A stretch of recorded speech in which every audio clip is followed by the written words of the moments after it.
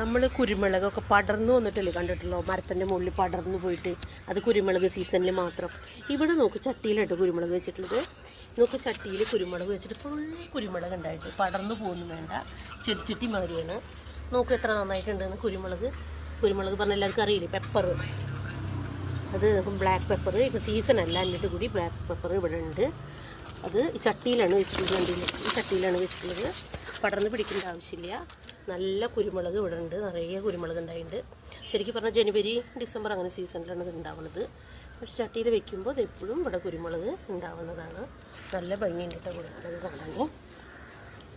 കണ്ടില്ലേ, ഇത് ചാളയൊക്കെ കൂട്ടാൻ വയ്ക്കുമ്പോൾ നമുക്ക് അരച്ച് കഴിഞ്ഞാൽ നല്ല ടേസ്റ്റ് ആയിരിക്കും.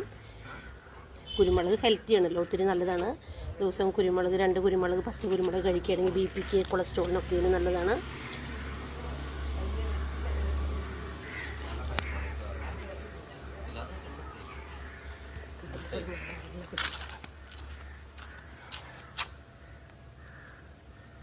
ഒരു ഞെട്ടിന് ഒരു തിരിയ.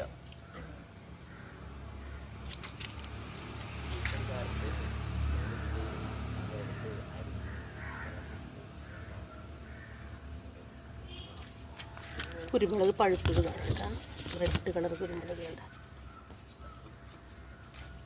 പഴുത്ത കുരുമുളക്.